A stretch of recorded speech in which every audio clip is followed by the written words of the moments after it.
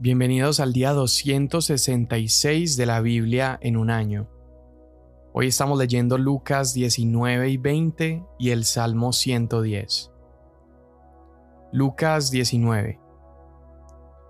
Cuando Jesús entró en Jericó, pasaba por la ciudad, y un hombre llamado Zaqueo, que era jefe de los recaudadores de impuestos y era rico, trataba de ver quién era Jesús, pero no podía a causa de la multitud, ya que Zaqueo era de estatura pequeña. Corriendo delante, se subió a un árbol sicómoro, y así lo podría ver, porque Jesús estaba a punto de pasar por allí. Cuando Jesús llegó al lugar, miró hacia arriba y le dijo: Zaqueo, date prisa y desciende, porque hoy debo quedarme en tu casa. Entonces él se apresuró a descender y lo recibió con gozo. Al ver esto, todos murmuraban: ha ido a hospedarse con un hombre pecador. Pero Zaqueo, puesto en pie, dijo a Jesús: Señor, la mitad de mis bienes daré a los pobres, y si en algo he defraudado a alguien, se lo restituiré cuadruplicado. Hoy ha venido la salvación a esta casa, le dijo Jesús, ya que él también es hijo de Abraham, porque el Hijo del Hombre ha venido a buscar y a salvar lo que se había perdido. Estando ellos oyendo estas cosas, Jesús continuó diciendo una parábola, porque él estaba cerca de Jerusalén y ellos pensaban que el reino de Dios iba a aparecer de un momento a otro. Por eso dijo: cierto hombre de familia noble fue a un país lejano a recibir un reino para sí y después volver. Llamando a 10 de sus siervos, les repartió 10 minas y les dijo: negocien con esto hasta que yo regrese. Pero sus ciudadanos lo odiaban y enviaron una delegación tras él, diciendo: no queremos que éste reine sobre nosotros. Y al regresar él, después de haber recibido el reino, mandó llamar a su presencia a aquellos siervos a los cuales había dado el dinero para saber lo que habían ganado negociando. Se presentó el primero diciendo: Señor, su moneda se ha multiplicado 10 veces. Y él le dijo: bien hecho, buen siervo, puesto que has sido fiel en lo muy poco, ten autoridad sobre 10 ciudades.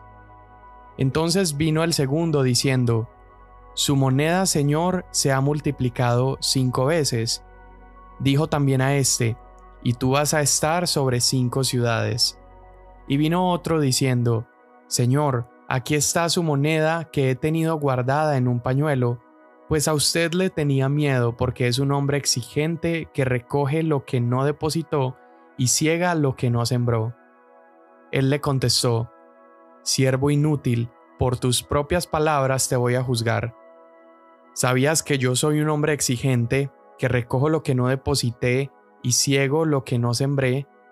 Entonces, ¿por qué no pusiste mi dinero en el banco y al volver yo lo hubiera recibido con los intereses? Y dijo a los que estaban presentes: quítenle la moneda y dénsela al que tiene las 10 monedas. Ellos le dijeron: Señor, él ya tiene 10 monedas. Les digo que a cualquiera que tiene, más le será dado, pero al que no tiene, aún lo que tiene se le quitará. Pero a estos mis enemigos, que no querían que reinara sobre ellos, tráiganlos acá y mátenlos delante de mí. Habiendo dicho esto, Jesús iba adelante, subiendo hacia Jerusalén. Cuando se acercó a Betfagé y a Betania, cerca del monte que se llama de los Olivos, envió a 2 de los discípulos, diciéndoles: vayan a la aldea que está enfrente, en la cual al entrar encontrarán un pollino atado sobre el cual nunca se ha montado nadie. Desátenlo y tráiganlo. Y si alguien les pregunta ¿por qué lo desatan?, de esta manera hablarán: porque el Señor lo necesita. Entonces los enviados fueron y lo encontraron como él les había dicho. Mientras desataban el pollino, sus dueños les dijeron: ¿por qué desatan el pollino? Les respondieron: porque el Señor lo necesita. Lo trajeron a Jesús, y echando sus mantos sobre el pollino, pusieron a Jesús sobre él. Y mientras él iba avanzando, tendían sus mantos por el camino. Cuando ya se acercaba junto a la bajada del Monte de los Olivos, toda la multitud de los discípulos, regocijándose, comenzó a alabar a Dios a gran voz por todas las maravillas que habían visto, diciendo: Bendito el Rey que viene en el nombre del Señor. Paz en el cielo y gloria en las alturas.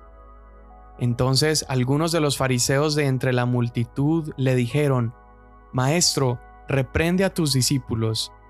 Pero él respondió: Les digo que si estos se callan, las piedras clamarán. Cuando Jesús se acercó, al ver la ciudad, lloró sobre ella, diciendo: Si tú también hubieras sabido en este día lo que conduce a la paz, pero ahora está oculto a tus ojos, porque sobre ti vendrán días cuando tus enemigos echarán terraplén delante de ti, te sitiarán y te acosarán por todas partes, te derribarán a tierra y a tus hijos dentro de ti, y no dejarán en ti piedra sobre piedra, porque no conociste el tiempo de tu visitación.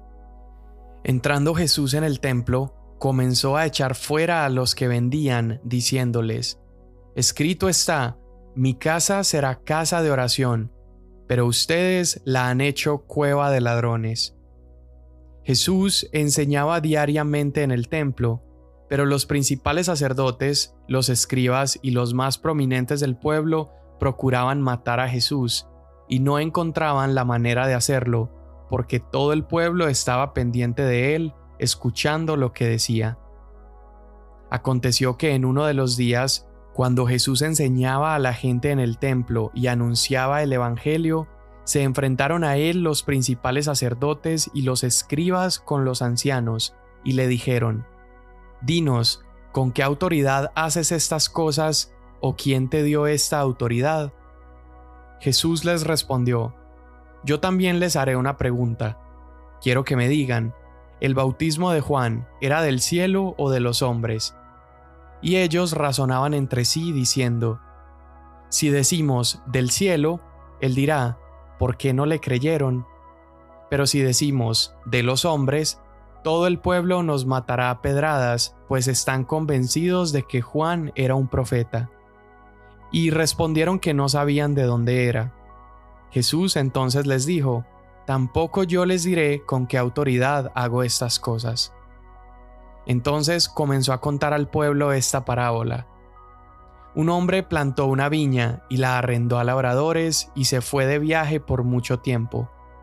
Al tiempo de la vendimia, envió un siervo a los labradores para que le dieran parte del fruto de la viña. Pero los labradores, después de golpearlo, lo enviaron con las manos vacías. Volvió a entrar otro siervo, y ellos también a éste, después de golpearlo y ultrajarlo, lo enviaron con las manos vacías. Después envió un tercero, y a éste también lo hirieron y echaron fuera.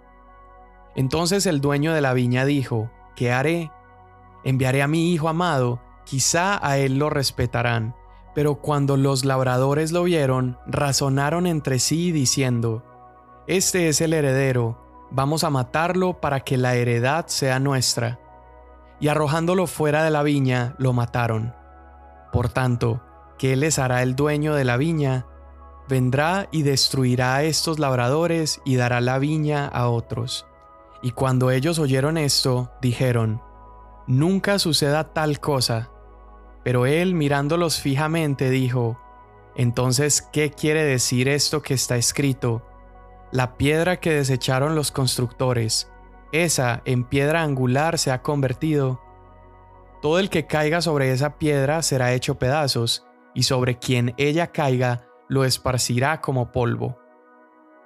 Los escribas y los principales sacerdotes procuraron arrestar a Jesús en aquella misma hora, porque comprendieron que contra ellos había dicho esta parábola, pero temieron al pueblo.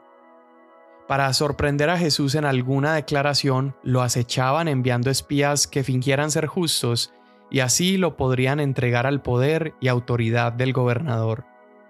Y le preguntaron: Maestro, sabemos que hablas y enseñas rectamente, y no te guías por las apariencias, sino que enseñas con verdad el camino de Dios. ¿Nos es lícito pagar impuesto a César o no? Pero Jesús, percibiendo su astucia, les dijo: «Traigan un denario. ¿De quién es la imagen y la inscripción que lleva?» «De César», contestaron. Entonces Jesús les dijo: «Pues den a César lo que es de César, y a Dios lo que es de Dios». Y no podían sorprender a Jesús en palabra alguna delante del pueblo, y maravillados de su respuesta, se callaron.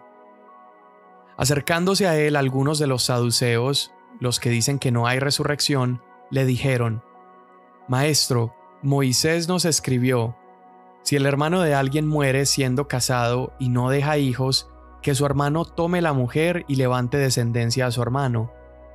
Eran pues 7 hermanos, y el primero tomó esposa y murió sin dejar hijos, y el segundo y el tercero la tomaron, y de la misma manera también los 7, y murieron sin dejar hijos.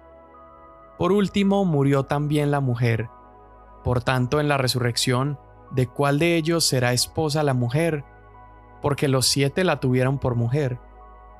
Jesús les respondió: «Los hijos de este siglo se casan y son dados en matrimonio, pero los que son tenidos por dignos de alcanzar aquel siglo y la resurrección de entre los muertos, ni se casan ni son dados en matrimonio. Tampoco pueden morir, pues son como ángeles, y son hijos de Dios, siendo hijos de la resurrección. Pero que los muertos resucitan, aún Moisés lo enseñó en aquel pasaje sobre la zarza ardiendo, donde llama al Señor el Dios de Abraham, y Dios de Isaac, y Dios de Jacob. Él no es Dios de muertos, sino de vivos, porque todos viven para Él». Algunos de los escribas respondieron: «Maestro, bien has hablado», y ya no se atrevían a hacer más preguntas. Entonces Jesús les preguntó: «¿Cómo es que dicen que el Cristo es hijo de David? Pues David mismo dice en el libro de los Salmos: El Señor dijo a mi Señor: siéntate a mi diestra hasta que ponga a tus enemigos por estrado de tus pies. David, por tanto, lo llama Señor. ¿Cómo pues es él su hijo?». Mientras todo el pueblo escuchaba, dijo a sus discípulos: «Cuídense de los escribas, a quienes les gusta andar con vestiduras largas y son amantes de los saludos respetuosos en las plazas y de ocupar los primeros asientos en las sinagogas y los lugares de honor en los banquetes, que devoran las casas de las viudas y por las apariencias hacen largas oraciones. Ellos recibirán mayor condenación». Salmo 110. Dice el Señor a mi Señor: siéntate a mi diestra hasta que ponga a tus enemigos por estrado de tus pies. El Señor extenderá desde Sión tu poderoso cetro, diciendo: domina en medio de tus enemigos. Tu pueblo se ofrecerá voluntariamente en el día de tu poder, en el esplendor de la santidad desde el seno de la aurora. Tu juventud es para ti como el rocío. El Señor ha jurado y no se retractará. Tú eres sacerdote para siempre según el orden de Melquisedec. El Señor está a tu diestra, quebrantará reyes en el día de su ira. Juzgará entre las naciones, las llenará de cadáveres, quebrantará cabezas sobre la ancha tierra.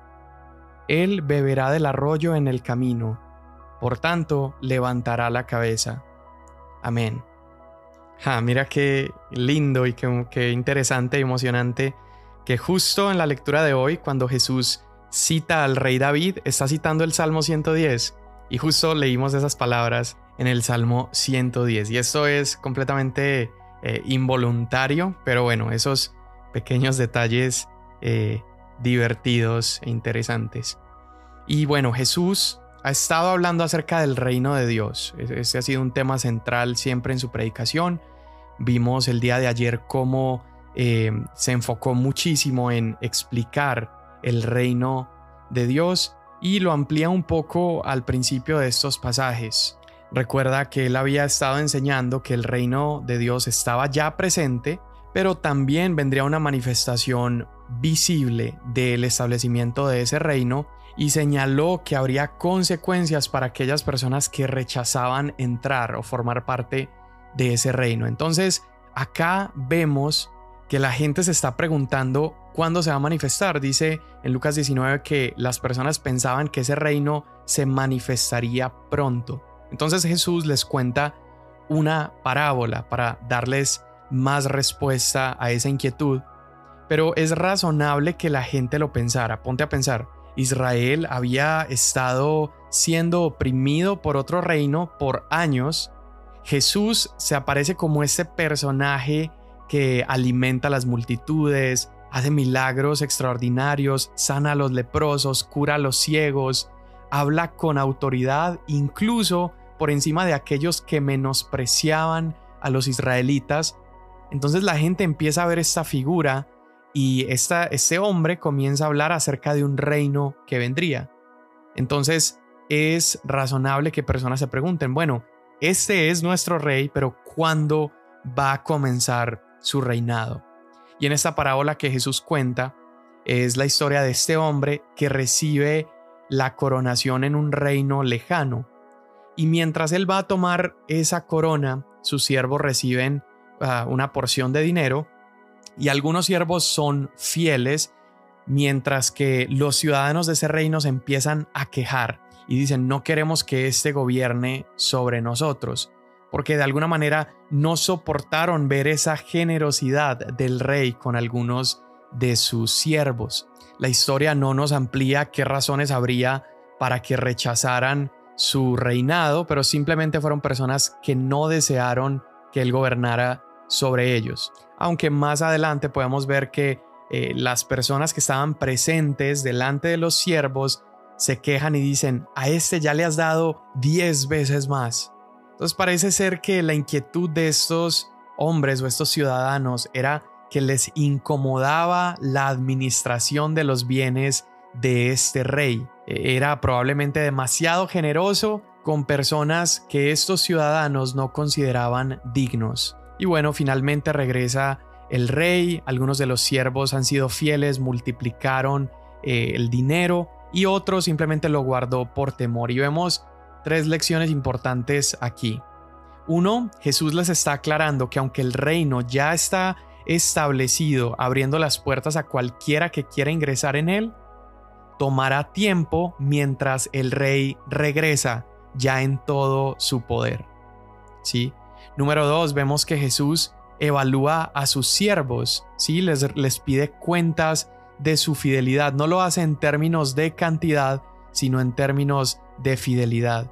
Y tercero, vemos que Jesús o el rey rechazará y castigará a sus enemigos, a aquellos que lo desprecian como rey y aquellos que no toleran la generosidad del rey hacia los menos favorecidos. Entonces vemos acá como esta parábola uniéndose con las historias que hemos estado leyendo en Lucas, y es que estos ciudadanos se están portando igual que el hermano mayor en la parábola del hijo pródigo, se están portando igual que los fariseos que se disgustaban porque personas que para ellos no eran merecedores estaban recibiendo la misericordia de Dios, estaban sentándose a comer con él y eran bienvenidos en el reino. Es por esto mismo que la gente desprecia a Zaqueo, y por esto es que la historia de Zaqueo se encuentra ubicada en ese lugar donde la leímos, porque la gente se disgusta cuando ven que Jesús va a casa de Zaqueo. De hecho dicen, miren, este va a hospedarse con un pecador. Y la historia de Zaqueo es un complemento perfecto para entender también estas parábolas, porque nos muestra no solamente el corazón del reino, sino también el corazón del rey. El reino es para aquellos que, como Zaqueo, no importa su trasfondo, pero es capaz de humillarse al punto de treparse a un árbol como si fuera un niño, simplemente porque quería ver a Jesús. Mira cómo interesantemente, así como los fariseos impedían que el pueblo conociera a Dios, a pesar de que su labor era todo lo contrario, de la misma manera, Zaqueo, este pecador necesitado de Dios, no podía ver a Jesús por culpa de los seguidores de Jesús. Y eso me hace reflexionar profundamente en cuántas veces no hemos sido nosotros aquello que estorba a que personas sumamente necesitadas de un encuentro con Cristo puedan verlo a Él porque estamos estorbando en el camino. Pero bueno, finalmente las personas alrededor interesantemente no son solamente los fariseos los que se quejan, sino que dice que era la multitud que estaba ahí, comienza a protestar porque pensaban que Jesús se había pasado esta vez de la raya al asociarse con alguien como Zaqueo. Zaqueo había hurtado, había abusado de Jericó al momento de cobrarle impuestos a las personas, y Jesús no estaba escogiendo a los religiosos de ese lugar o a las personas con buena reputación, sino que escoge a el peor con el que pudo asociarse para ir a cenar y dormir en su casa. Y allí mira qué hermoso, porque tiene un mejor recibimiento Jesús entrando en la casa de Zaqueo que incluso Jesús entrando en la entrada triunfal a Jerusalén. Claro, evidentemente personas tiraron sus mantos y echaron hojas de palma, pero al momento que Jesús ingresa a Jerusalén comienza a ser cuestionado por los fariseos, por los que conocían supuestamente la palabra de Dios. Pero acá tienes a Zaqueo recibiendo de todo corazón a Jesús, siendo transformado e incluso estando dispuesto a restituir a aquellas personas de las cuales él había abusado. Entonces mira esto, vimos la parábola de este rey que es coronado y luego vemos a Jesús entrando en diferentes lugares. Lo vemos entrando a Jericó, lo vemos entrando a casa de Zaqueo, lo vemos entrando a Jerusalén y lo vemos entrando al templo. Y acá finalmente Jesús entra al templo y allí ¿qué hace? Rebaja a los líderes religiosos y exalta a los más pobres. Y al hacer eso Jesús está mostrando su poder como rey. Él está elevando a los humildes, les está ofreciendo un perdón que ellos nunca habrían podido recibir. Tal vez las personas que tenían que ir y usar el sistema de sacrificios del templo era demasiado costoso para algunos, pero Jesús lo ofrece de manera gratuita. Y por eso Jesús expulsa a los vendedores ahí en el templo, porque en su reino el acceso a Dios y el perdón de los pecados no se compra con dinero. Jesús entra al templo, rebaja a los religiosos y exalta a los pobres. Jesús entra a Jerusalén y aunque fue tratado como rey, luego fue rechazado. Pero mira esto, Jesús entra a la casa de Zaqueo, es tratado como un pecador, pero es elevado y coronado como rey en el corazón de Zaqueo. Tal vez esta entrada al corazón de Zaqueo dio mucho más fruto que esa entrada a Jerusalén, porque eso es lo que Cristo vino a hacer, entrar en los corazones de los seres humanos, no establecer su reinado derrocando del trono de Jerusalén a Roma, sino a sentarse como rey en los corazones de los hombres, mientras prepara nuestros corazones para el día en que Él regrese a reinar como rey sobre la tierra. Señor, hoy te damos tantas gracias por tu palabra, te damos gracias por la riqueza que en ella encontramos, por cada enseñanza y cada verso que nos muestra tu corazón y el corazón de tu reino. En el nombre de Jesús te damos gracias. Amén. Mañana nos vemos.